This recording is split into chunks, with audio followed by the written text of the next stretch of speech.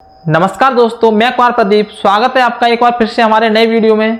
दोस्तों, आज का वीडियो आपके लिए बहुत ही महत्वपूर्ण होने वाला है, क्योंकि दोस्तों आज हम पढ़ेंगे प्रकाश यानी कि लाइट, और दोस्तों साथ ही साथ हम पढ़ेंगे इससे संबंधित जो भी घटनाएं हैं, जैसे कि प्रकाश का परावर्तन, प्रकाश का अपवर्तन और प्रकाश का विवर्तन।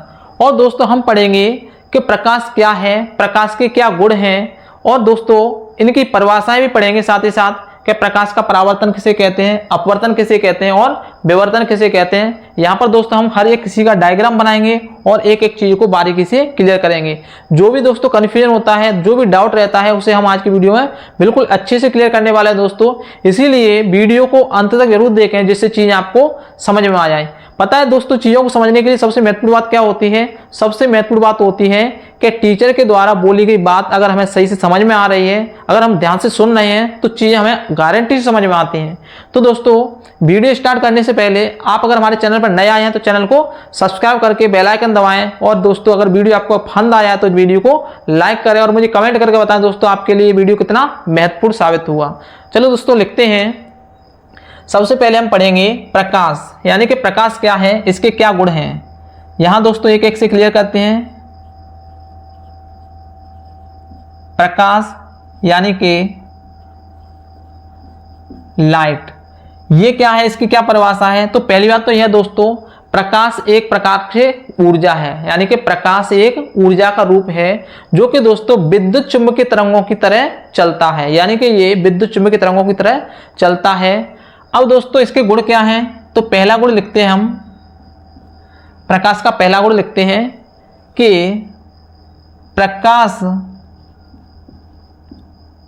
प्रकाश हमेशा सरल रेखा में गमन करता है। सरल रेखा में गमन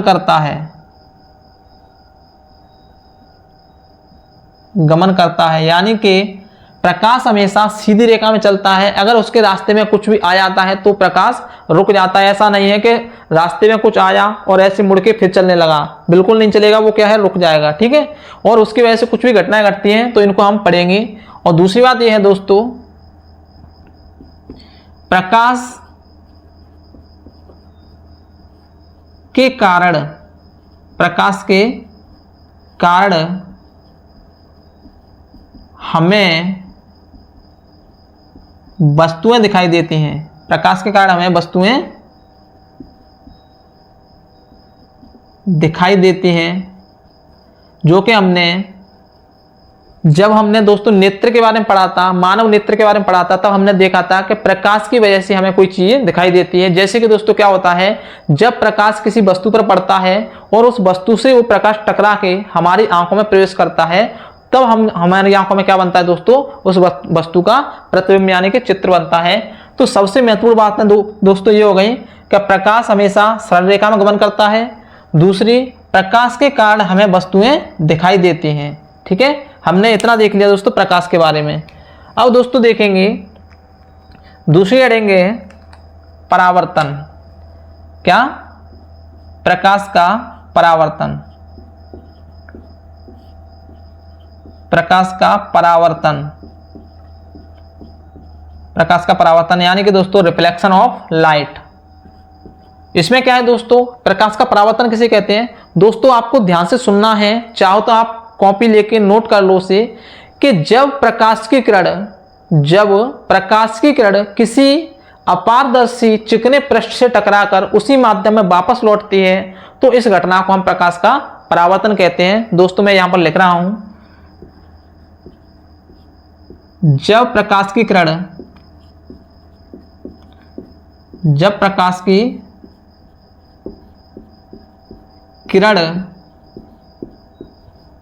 किसी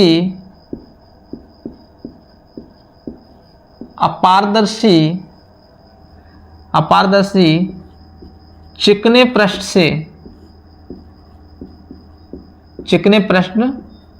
से टकराकर उसी माध्यम में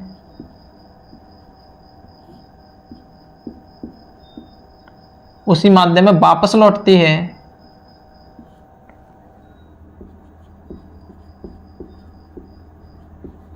वापस लौटती है, तब इस घटना को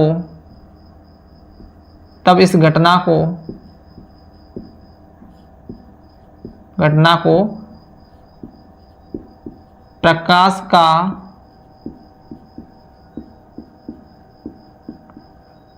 परावर्तन कहते हैं। प्रकाश का परावर्तन कहते हैं। यानी कि सीधी सी बात है, प्रकाश का परावर्तन का मतलब यह है कि टकरा के लौटना। लेकिन टकरा के कब लौटेगी? जब प्रकाश की किरण किसी अपारदर्शी चिकने पृष्ठ से टकराकर उसी माध्यम में वापस लौटती है, तब इस घटना को प्रकाश का परावर्तन कहते हैं। और इसके लिए दोस्तों जो डायग्राम बनता है उसे समझते हैं। इसके लिए जो डायग्राम बनता है उसे समझने की कोशिश करते हैं। जैसे मान के चलो ये क्या है, हमने एक पृष्ठ ले लिया, नीचे दोस्तों ये खुरदरा है, नीचे कैसा है? खुरदरा, यानी कि रफ है। और ये दोस्तों कैसा है पृष्ठ? ऊपर वाला पॉलिश वाला पृष्ठ है, पॉलिश किए हुए पृष्ठ, ठीक है। तो जब हम इस पर कोई प्रकाश की किरण डालते हैं तो ये क्या करेगी? इससे टकरा के वापस लौट जाएगी। उसी को क्या कहेंगे? प्रकाश का परावर्तन कहते हैं। देखते हैं, हमने दोस्तों इस पर क्या डाली? प्रकाश की किरण डाली, और इसे कहते हैं दोस्तों, जो प्रकाश की किरण पृष्ठ पर आती है उसे कहते हैं दोस्तों आपतित किरण, यानी कि आने वाली आपतित किरण। अब दोस्तों इसका क्या होगा? परावर्तन होगा, क्योंकि ये चिकना पृष्ठ है। परावर्तन होगा तो दोस्तों जिस एंगल से आएगी उसी एंगल से वापस लौटेगी। जो भी एंगल होगा दोस्तों, यानी कि इसमें कौन सा एंगल बनेगा उसी एंगल से क्या करेगी? वापस लौटेगी। और इसे कहते हैं दोस्तों परावर्तित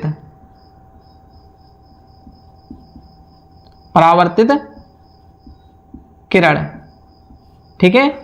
यानी कि आने वाली किरण को आपतित किरण बोल रहे हैं और जाने वाली किरण को परावर्तित किरण बोल रहे हैं। यहां पर दोस्तों एरो का विशेष ध्यान रखें कि आ रही है तो एरो अंदर की ओर और जा रही है तो एरो बाहर की ओर। यहां पर दोस्तों क्या होता है? एक अविलंब होता है। क्या होता है? अविलंब, जो कि किसी क्षैतिज रेखा पर या किसी क्षैतिज सतह पर लंबवत खींची गई रेखा को क्या कहते हैं? अविलंब कहते हैं। ये अविलंब है, ठीक है। अब अविलंब है तो दोस्तों यहां पर कितने कोण बन रहे हैं? दो कोण बन रहे हैं। एक कोण तो ये बन रहा है दोस्तों, ध्यान से देखना, एक तो आपतित किरण और अविलंब के बीच बन रहा है, और एक अविलंब और परावर्तित किरण के बीच बन रहा है, ठीक है। तो जो आपतित किरण अविलंब के बीच बनता है उसे कौन सा कोण कहते हैं? आपतन कोण कहते हैं। आपतन कोण, ठीक है। और जो परावर्तित किरण और अविलंब के बीच बनता है उसे कौन सा कोण कहते हैं? परावर्तित कोण। परावर्तित कोण या फिर परावर्तन कोण भी कह सकते हैं, ठीक है। यानी टकराकर जो किरण लौटती है वो किरण और अविलंब के बीच जो कोण बनता है उसे कहते हैं परावर्तन या परावर्तित कोण। तो यहां पर दोस्तों ये कोण होता है R और ये होता है दोस्तों I, ध्यान रखना, ठीक है।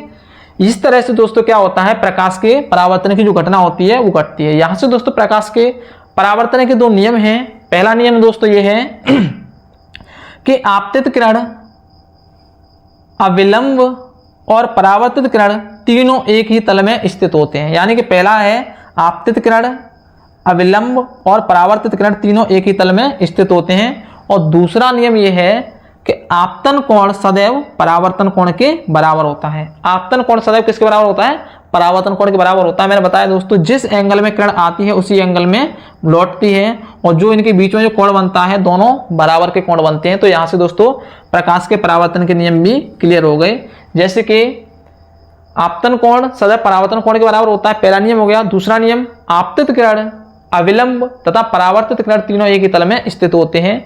इस तरह से दोस्तों परावर्तन के नियम में ये डायग्राम बनता है, और परावर्तन के नियम हमने समझ लिया, यानी कि परावर्तन समझ लिया क्या होता है। और दोस्तों क्या देख लिया हमने? परावर्तन के नियम देख लिए और डायग्राम देख लिया। अब दोस्तों क्या देखेंगे हम? अब देखेंगे अपवर्तन। अपवर्तन क्या होता है इसे समझने के लिए दोस्तों हेडिंग बनाते हैं पहले हम। प्रकाश का अपवर्तन, प्रकाश का अपवर्तन यानी कि दोस्तों रिफ्रैक्शन ऑफ लाइट, ठीक है। अब यहाँ पर दोस्तों ध्यान से सुनना है, क्योंकि इसकी परिभाषा लिखने के लिए जगह नहीं है, तो ध्यान से इसे सुनना है कि जब भी प्रकाश की किरण, नोट कर लेना दोस्तों भले ही, कि जब भी प्रकाश की किरण किसी एक माध्यम से दूसरे माध्यम में जाती है, यानी कि कह सकते हैं कि सघन माध्यम से विरल माध्यम में या फिर विरल माध्यम से सघन माध्यम में प्रवेश करती है, तो क्या हो जाती है, ये अपने मार्ग से विचलित हो जाती है। क्या हो जाती है, अपने मार्ग से विचलित हो जाती है। इसे समझने के लिए दोस्तों हम डायग्राम बनाते हैं, आपको अच्छे से समझ में आ जाएगा। ठीक है, तो यहाँ पर हम बनाते हैं एक डायग्राम।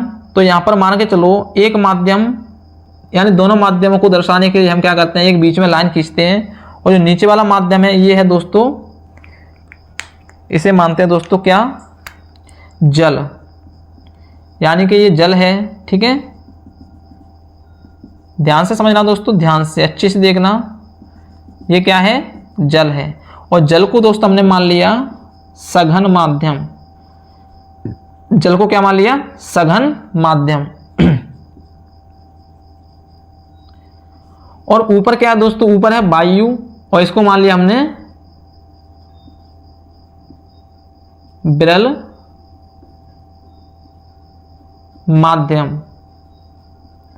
यहां पर दोस्तों विरल और सघन को समझने के लिए ऐसे समझना, सघन का मतलब होता है दोस्तों घना, और विरल का मतलब होता है दोस्तों बेगरा। बेगरा का मतलब होता है दूर दूर, यानी कि वायु के कण दूर दूर होते हैं, इसलिए इसे क्या कह रहे हैं, विरल माध्यम बोल रहे हैं। और जो पानी के कण होते हैं ना, तो वायु की अपेक्षा थोड़े पास होते हैं, इसलिए क्या बोल रहे हैं, इसे सघन माध्यम बोल रहे हैं। यहाँ पर दूसरा भी माध्यम हो सकता है दोस्तों, यहाँ पर वायु हो सकती है, यहाँ पर कांच हो सकता है। ठीक है, यहाँ पर जल हो सकता है, यहाँ कांच हो सकता है। यानी कहने का मतलब यह है, एक माध्यम सघन होना चाहिए और दूसरा माध्यम कैसा होना चाहिए, विरल होना चाहिए। और दोस्तों दोनों ही माध्यम कैसे होने चाहिए, पारदर्शी होने चाहिए। कैसे होने चाहिए, पारदर्शी, यानी कि किरणें गुजर सके। ठीक है, यहाँ पर हम बनाते हैं दोस्तों एक अविलंब डालते हैं। क्या डालते हैं, अविलंब। एक तो ये हो गया, और दोस्तों यहां भी एक डालते हैं, एक हो जाएगा। ये क्या है, ये अविलंब है। ठीक है, ये भी क्या है, अविलंब। अब दोस्तों समझने की कोशिश करना, जो मैंने अभी परिभाषा बोली थी, इसे समझने की कोशिश करना कि जब प्रकाश की किरण विरल माध्यम से सघन माध्यम में प्रवेश करती है, यानी कि इस माध्यम से इस माध्यम में जाएगी, तो क्या हो जाएगी, वो अपने मार्ग से विचलित हो जाएगी। या फिर सघन माध्यम से विरल माध्यम में जाएगी, तब भी अपने मार्ग से क्या हो जाएगी, वो विचलित हो जाएगी। तो इस तरह से हम दोस्तों इसे क्या करते हैं, समझते हैं। हम लेते हैं यहाँ पर एक प्रकाश की किरण लेते हैं, और ये किस माध्यम में, अभी विरल माध्यम में। विरल माध्यम में अब किस माध्यम में प्रवेश करेगी, ये सघन माध्यम में। और जैसे ही सघन माध्यम में प्रवेश करेगी, तो क्या हो जाएगी, विचलित हो जाएगी, और विचलित होकर क्या करेगी, अपने मार्ग से थोड़ी सी इस तरह से हो जाएगी। ध्यान से देखना दोस्तों, ये क्या हो गई है, जैसे हमने ये प्रवेश की, तो ये थोड़ी सी किसकी ओर झुक गई है, अविलंब की ओर झुक गई है। ठीक है, तो ये क्या है,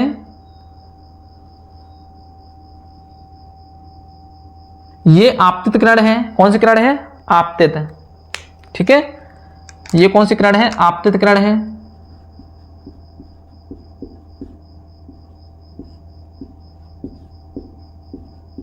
आपतित किरण, और ये परावर्तित किरण है। ध्यान से देखना दोस्तों, जब प्रकाश की किरण विरल माध्यम से सघन माध्यम में प्रवेश करती है, तो क्या होती है, वो अपने माध्यम में, जो अपने मार्ग से क्या हो जाती है, विचलित हो जाती है। और विचलित होकर दोस्तों क्या हो गई, ये अविलंब की ओर थोड़ी सी झुक गई। ध्यान से देखना दोस्तों, ये क्या हो गई, अविलंब की ओर झुक गई है।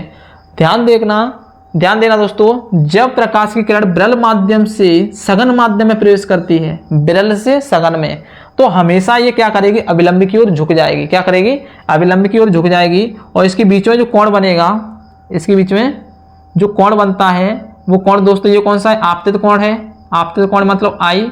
और ये कौन सा कोण है दोस्तों, ये है परावर्तित किरण, मतलब परावर्तन कोण, यहाँ आर बनेगा। ठीक है, अगर मान के चलो दोस्तों, सघन माध्यम से विरल माध्यम में जाती तो क्या होता, तो सघन माध्यम से अगर विरल माध्यम में जाती तो क्या होती है, अपने अविलंब से क्या हो जाती, दूर हट जाती। अविलंब से क्या हो जाती, दूर हट जाती। इसे समझने के लिए दोस्तों समझ सकते हैं, सघन माध्यम का मतलब है दोस्तों घना, यानी कि पास पास। तो जैसे ही सघन माध्यम में आएगी, तो इसे किसके पास आ जाएगी, अविलंब के पास आ जाएगी। विरल माध्यम का मतलब यह है दोस्तों दूर दूर, और जैसे ही विरल माध्यम में जाएगी, तो ये क्या हो जाएगी, दूर हो जाएगी। इस तरह से दोस्तों प्रकाश का अपवर्तन होता है। यानी कि एक बार और बता रहा हूं दोस्तों, जब प्रकाश की किरण किसी माध्यम से यानी कि किसी सघन माध्यम से विरल माध्यम में या फिर विरल माध्यम से सघन माध्यम में प्रवेश करती है तो ये अपने मार्ग से विचलित हो जाती है और इसी घटना को क्या कहते हैं, प्रकाश का अपवर्तन कहते हैं। क्या कहते हैं, प्रकाश का अपवर्तन। तो दोस्तों हमने ये भी क्लियर कर लिया कि प्रकाश का अपवर्तन क्या होता है। अब देखेंगे दोस्तों प्रकाश का विवर्तन। प्रकाश का विवर्तन, इसकी भी हेडिंग बनाते हैं दोस्तों।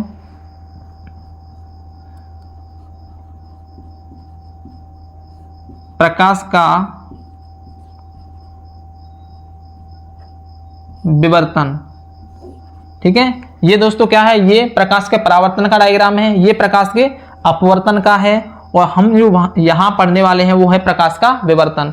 अब प्रकाश का विवर्तन क्या होता है दोस्तों, तो ध्यान से सुनना। जब प्रकाश की किरण जाती है और उसके रास्ते में यानी कि उसके मार्ग में अगर कोई अवरोध आ जाता है, अवरोध मतलब कोई रुकावट आ जाती है, तो क्या होता है दोस्तों, उस रुकावट के किनारे से जब उसकी किरण निकलती है तो हम क्या कहते हैं, प्रकाश का विवर्तन कहते हैं। जैसे मान के चलो कि ये क्या है, प्रकाश की किरण के सामने एक अवरोध है। क्या है, अवरोध। और इधर से क्या जा रही है दोस्तों, प्रकाश की किरण जा रही है, तो जिससे दोस्तों टकरा के क्या करेगी, प्रकाश की किरण कुछ तो इधर से निकलेगी, कुछ इधर से निकलेगी और इसी घटना को क्या कहते हैं, प्रकाश का विवर्तन कहते हैं। यानी कि प्रकाश के रास्ते में आने वाला अवरोधक यानी कि रुकावट और उस रुकावट के दोनों तरफ से या फिर चारों तरफ से जो प्रकाश निकल के उधर जाता है उसे क्या कहते हैं, प्रकाश का विवर्तन कहते हैं। इसे समझ सकते हैं दोस्तों, यही बना रहा हूं डायग्राम। जैसे मान के चलो प्रकाश के रास्ते में ये एक अवरोध आया और ये क्या है दोस्तों, प्रकाश की किरण है, तो प्रकाश कैसे निकल जाएगा दोस्तों, इस तरह से निकल जाएगा, ठीक है। और इसी को क्या कहते हैं, इसको कहते हैं प्रकाश का विवर्तन। तो दोस्तों मैं उम्मीद करता हूं कि आपको ये अच्छे समझ में आ गए होंगे, प्रकाश का परावर्तन, अपवर्तन एवं विवर्तन। और दोस्तों हमने साथ ही साथ डायग्राम भी बनाया है इनके, तो इनको दोस्तों समझ लेना कि प्रकाश का परावर्तन क्या होता है, प्रकाश हमारे लिए कितना जरूरी है, क्योंकि बिना प्रकाश के दोस्तों हम किसी वस्तु को देख नहीं सकते हैं। धन्यवाद दोस्तों।